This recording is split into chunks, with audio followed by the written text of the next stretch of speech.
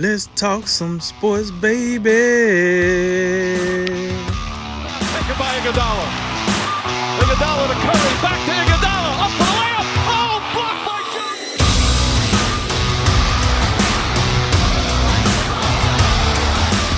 And remember, make tomorrow better than today and make today better than yesterday.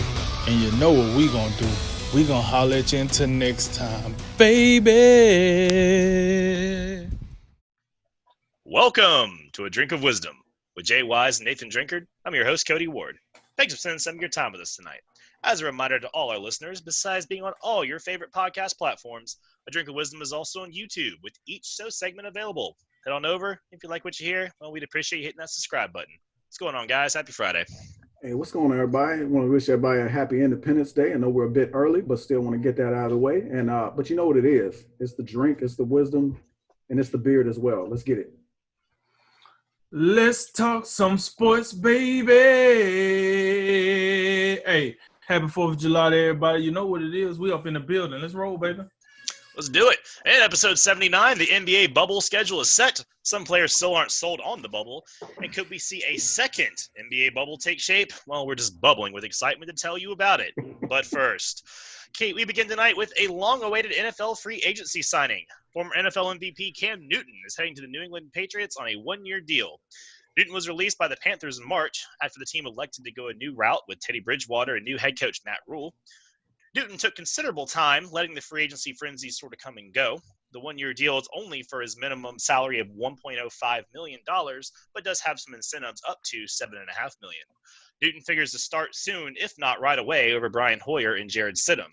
So, Drink, this news surprised some and was kind of expected by others. So, what's your reaction to Newton's signing, and does this radically change your expectations for the Patriots in 2020? Well, as far as the reaction go, here's the deal. Like you said, we talked about this numerous times in the past. It was only a select few places Cam Newton was going to end up because a quarterback of the caliber of Cam Newton ain't going to be a backup. Let's be real. You ain't signing him to be a backup. It's just not happening. And so when you took that out of the equation, especially after the Chargers went and drafted Justin Herbert, as you remind me, you know, my thing was I thought he was going to end up with the Chargers. They drafted Justin Herbert, and I still think he could have ended up with the Chargers because let's be real here, it's Justin Herbert. But, hey, here's the deal. He ends up with New England. So the signing is not as much of a surprise to me, even though I do think to follow on there'll be some issues, but the signing is not a surprise. And I think that's pretty much where we thought he would end up, and that's where he landed. Now, as far as the expectations, you damn right this changes things. Listen, you went from possibly the worst quarterback situation in the division to the best quarterback situation in the division. Here's the deal. There's no way you're going to convince me the duo Jared Stidham and Brian Hoyer was better than anything else that was in that division. Let's be real here. It's just no way. I'm looking at these cats. I'm looking at the career stats. Listen, you just weren't going to be able to do it. You would have had to drug me or something to get me to believe that one. But now you bring in Cam Newton. It ain't even close. You got the best quarterback in the division. What you going to sell me on Sam Darnold's future? Yeah, good luck. Good luck with that. You going to sell me on – don't even get me started on Josh Allen. The way he let me down last year. Don't even get me started. I feel like a disappointed dad over here with Josh Allen. Don't even get me started on him. And then, what we got in Miami. We got the old Ryan Fitzpatrick, the fantasy king, but can't really get you nothing in reality. And then they got Tua in the back. So you put all that together, you're like, hey, man, the Patriots going to really be in a tough spot this year. And then here come Cam Newton to the rescue. All that and some. So, listen, the signing is incredible. Now, here's my thing about the expectation. The team should be better. I think Cam Newton alone, you look at Vegas, he got to be worth about 3 or 4 wins. Just signing Cam Newton gets you about 3 or 4 wins when you put it with that defense. What I'm very interested into seeing now is who breaks, who bends to who, because somebody's going to have to bend. You're not going to tell me you could bring in MVP Cam Newton with the style that he played at his height mixed with the way Bill Belichick want to do things, the way Josh McDaniels want to do things. I know you said something about Jacoby Brissett earlier, the 4 or 5 game stretch. Jacoby Brissett ain't no Cam Newton. And I'm just saying this. I'm going to say it like this. Jacoby Brissett was a quarterback that at the time, no one knew who he was unless you was an NC State fan. He came in. He did exactly what you wanted him to do. He played his 5 games, and he made the most money for himself in those 5 games. It's a little different dynamic here, though. You're talking about a former Heisman winner. You're talking about a former MVP. You're talking about a guy that was playing in the Super Bowl. It's a little different. He got a little resume. So it might be some things that Bill and Josh want him to do that he can nah, I'm not doing that. I'm good on that. No, I'm good. Or it might be some things he want to do that Bill and Josh say, I don't know, they don't really fit what we're trying to do around here. So I tell people this, like, I got reservations because I kind of feel like something similar to this with the Cleveland Browns. I always say this. One signing, there it is. That's sign, seal, and deliver. They the favorites, this, that, and the third. Now, I got to see this play out a little bit. I got to see who adjusts to who, or how do you make this dynamic work. But I'll be a doggone fool to sit here and say New England don't look like a way better team with Cam Newton behind the quarterback. And listen, I don't want to steal Jay Thunder, but we know who the starting quarterback is. Like right now, if they got to get rid of a quarterback, like you have to ask yourself, if New England had to cut a quarterback right now, would it be Cam Newton? I absolutely doubt it. I really doubt it. He'll be the one that get cut. Brian Hoyer, it was good knowing you. You're out of here. Like that's just the bottom line. So, yeah, it definitely changes things. The offense is going to have to change. The defense probably going to have to change to the liking of the speed of the offense is going to be different. And this is what what I mean by that is you used when they had Tom Brady back there.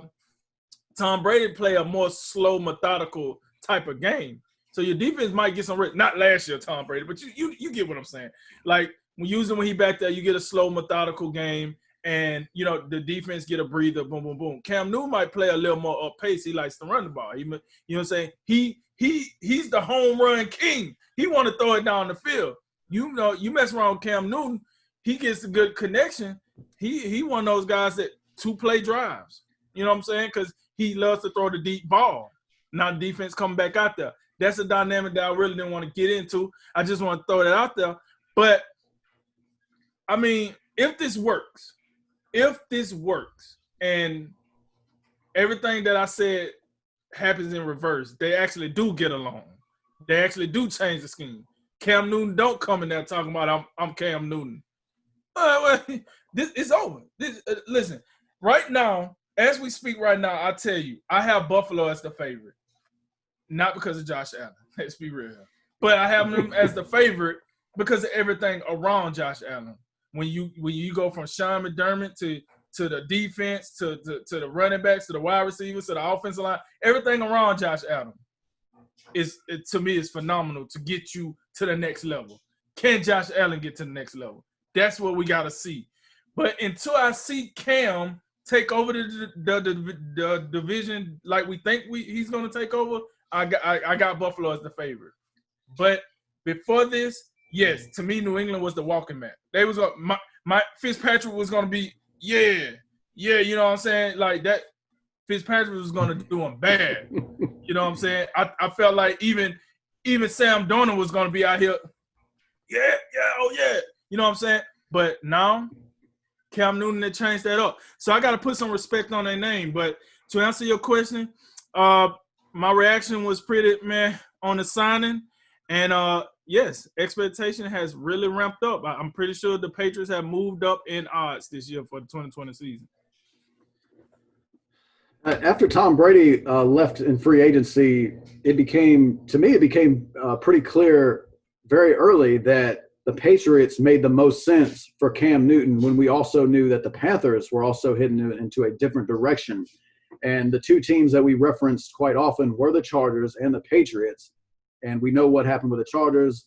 They wanted to hit us with, we got Tyrod Taylor, we'll be fine. And now we got Justin Herbert. So it really, in terms of starting positions, the Patriots were the only option. Everyone else had their own had a veteran that was just entrenched in their job, or a young gun they were moving forward with. And the only surprise to me is that it took this long. This is one of those things where you look at just the brilliance of the Patriots and Bill Belichick. They waited so long that if this was a move they made prior to the draft, you would think this would have cost them more money. Now they got him on the absolute dirt sheet. They did throw in a whole bunch of incentives for him, but you get a guy who was an MVP 5 years ago, and you're paying him $550,000 guaranteed. It's an absolute steal. And I understand why guys like Richard Sherman are saying this is just, abhorrent and ridiculous that you could get a league MVP for this amount of money. That's a different story for another day. But so the only the reaction, or the surprise for me in my reaction, is just how long this took, because we've talked about this from time to time. I think it's an absolute travesty that it took this long, because this is a guy who, from a talent perspective, I've got him right as a fringe top 10 quarterback, probably in the 10 to 12 range, I would say, just off the top of my head. And the only reason he'd probably be considerably higher if his health hadn't deteriorated the way it has over the past year and a half. But pending health, and that's a huge if for me. We got to see it. We got to see him on the field, and we got to see him healthy. But pending health, this is dramatically and radically shifted the balance of power to in the AFC East. If I put this in terms of betting, if I was a betting man, I would say before you had Cam Newton in the building, I would bet the Patriots as being the team that finished last in that division. That doesn't mean that'd be terrible, but I think the other teams have improved considerably to where it'd be very difficult for you to convince me that a Jared Stidham Patriots team would be better than anybody else in that division. But you get Cam Newton in there, and if the guy's healthy, the Patriots to me are the favorite in that division. I think the change, that single change in the quarterback room, is that big of a deal. And I think the Bills point is a great point. Because I think the Bills are highly interesting with the improvements they've made. Josh Allen, you look at him, he's improved as well, but you still look at how erratic he is from time to time with his accuracy and his decision making. That's where the big advantage is right now for the Patriots, as we look at them right now against the Bills. As much as we have respect for Sean McDermott, Bill Belichick still gets the edge in the coaching department, and Cam Newton gets the edge over Josh Allen. You can give the Bills advantages at many other places, and maybe perhaps all of them. But I would also say this. Yeah. And I posed this to Drink earlier. When we talk about Cam Newton and we look back at his career with the Carolina Panthers, you would be hard-pressed, and this will probably shock most people. You will be hard-pressed to look at the Carolina Panthers receiving corps and show me a group of receivers that are better than what he has right now when we talk about Julian Edelman, Mohamed Sanu, and N'Keal Harry. And that is probably a shocker to people, because last year we were talking about how no one could get open for Tom Brady.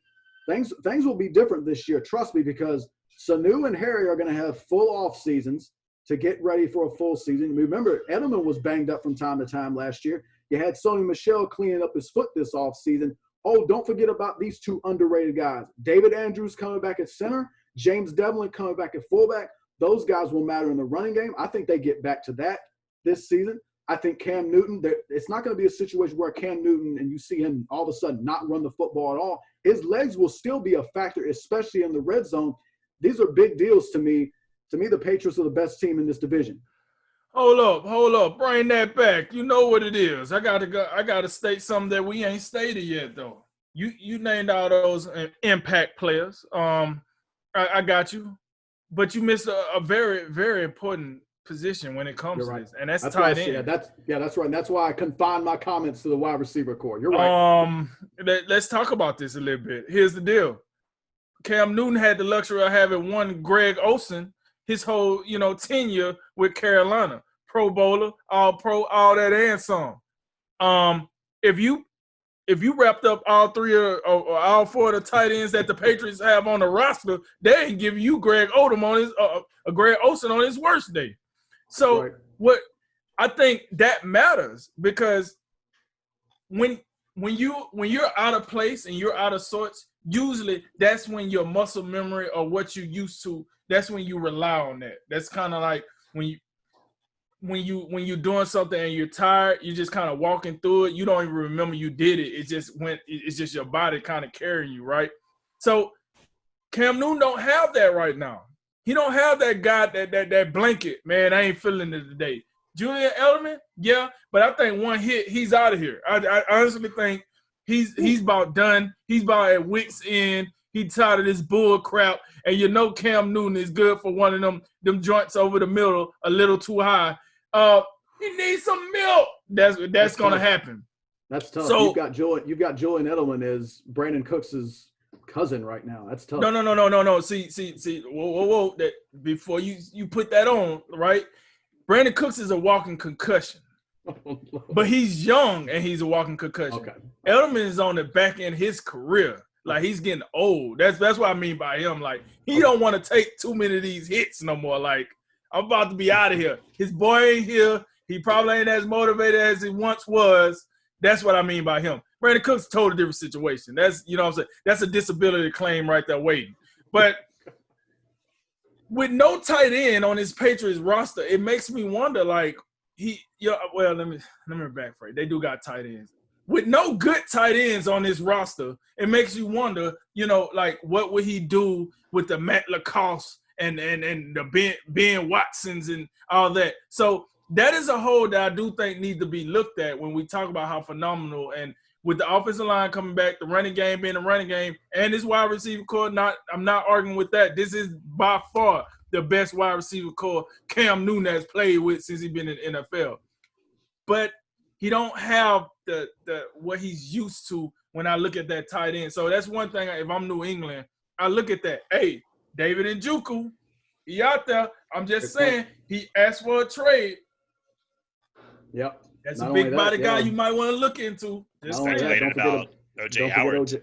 Yeah, absolutely right. I'm about to bring him up as well. But hey, just a quick counterpoint to your talk about the tight ends, and I don't disagree with the point about the tight ends.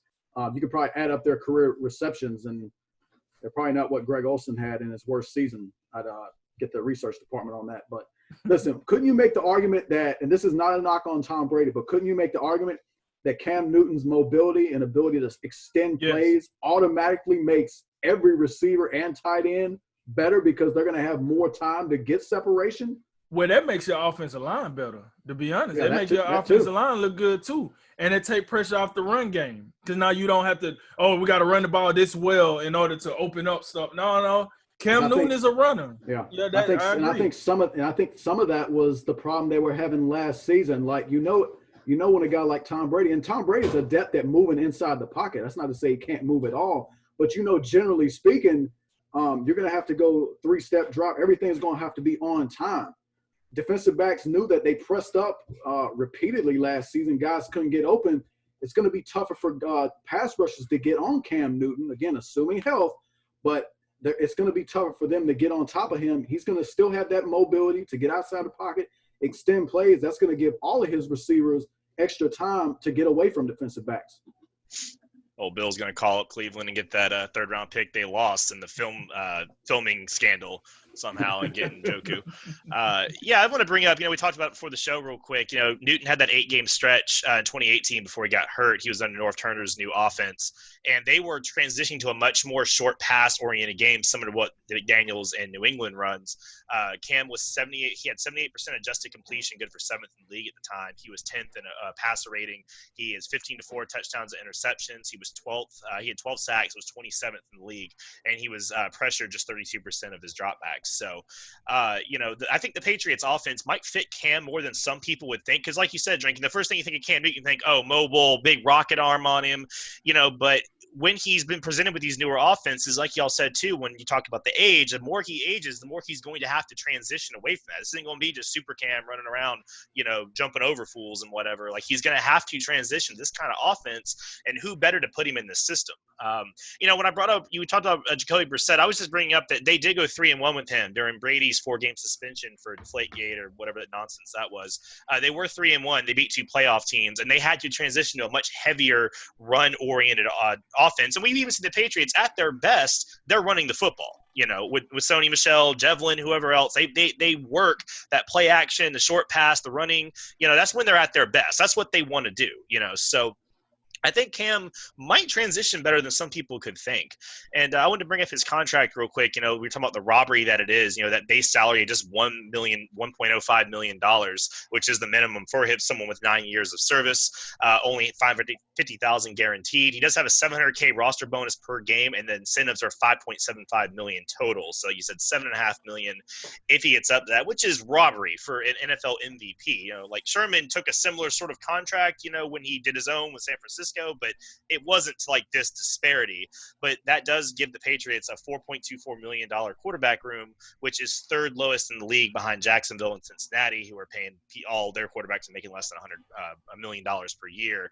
And for perspective, in the other way, Indianapolis currently leads the league with $47 million tied up in their quarterback room alone. So the Patriots somehow are spending the third least amount in the league with an MVP on their rosters, probably starting for them week 1. So if anyone thought that things were going to quickly change in the AFC East, maybe not so fast. I guess we'll have to see.